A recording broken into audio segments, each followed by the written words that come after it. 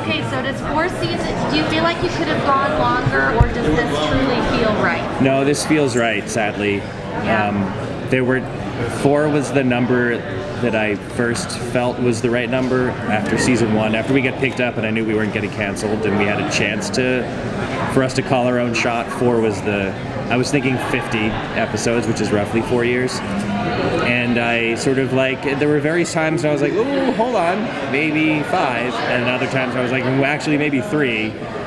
But it didn't stray too much from 4. Like 4, it consistently, as we laid the story out with the writing staff, that was the number that kept seeming like the right number, which is a huge bummer.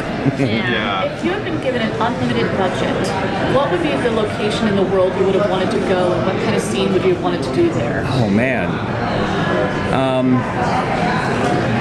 I don't know. That's a really good question. I actually think that if we had had an unlimited budget, I would have sunk it more into like the backlot where we shot, because we had to do a lot of visual effects. It's great and it's controllable, and we were able to like do a lot of stuff outside, which I don't know where we would have done that. I think but we had to do a lot of visual effects to just make it not seem like we were in Universal City.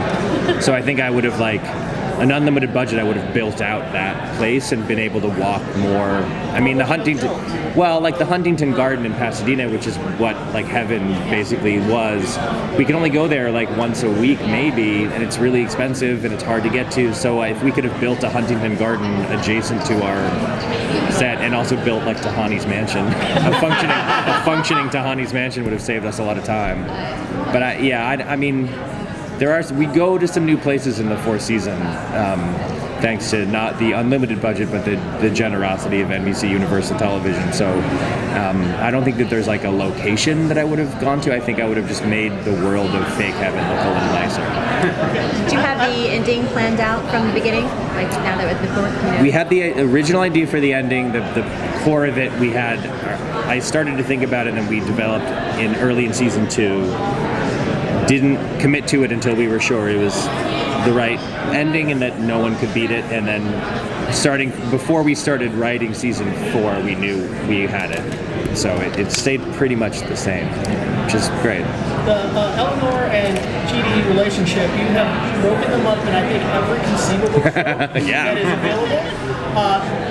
My question is, where do you can't really tell us where it's going, but is there any trope you haven't used yet that you have in the back burner? Well, we got to avoid some of the, classic pitfalls of like someone has an ex-boyfriend or girlfriend who like shows up unexpectedly one night or whatever. Like it was a way to tell a story about, a big question that looms over the show is our soulmates real?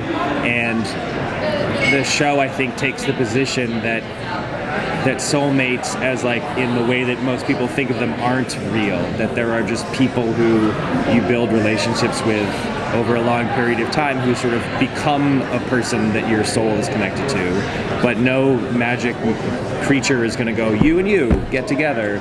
So what we were able to do in a way that, sorry, I did that was my fault. The part of it that we really like is that we were just telling a story about 2 people who spent a lot of time together, who hated each other at times and were driven crazy by each other and had very different backgrounds and histories and life experiences, but who like just through going through a million crazy experiences ended up being bonded to each other in a significant way, which I think personally is a good way to tell the story of how a relationship works. If it Sorry works. guys, I need to wrap this up and not to steal. Wait, last one. She got it in under the wire. I was just gonna say there have been a lot of philosophical debates on the series. What's been your favorite to play out? Like the trolley and all that. I think the essential, this is getting kind of wonky, but I think the essential debate, I pitched the show as what it means to be a good person, and there's an episode when Chidi lost his mind and cooked a bunch of chili and stuff, and he lays out like there's 3 ways that at least in the Western world for thousands of years, there's really 3 ways people think about this, right? It's either you're a Kantian and you think that there are rules and you got to follow the rules, or you're a consequentialist and you think whatever you do that has the best results, that's what matters. And then there's the Aristotelian view, the virtue ethics view, which is like you just got to practice, you got to try. Well, they're all versions. There's a million other ones. Rational selfishness, it's bunk, and anyone who believes in it is insane. or you're like Paul Ryan and you're like a grown man who still thinks Ayn Rand is really cool and interesting. I feel like Eleanor would be such a rational selfishness person. We had a whole thing we were gonna do where she reads Ayn Rand and is like, I found my girl.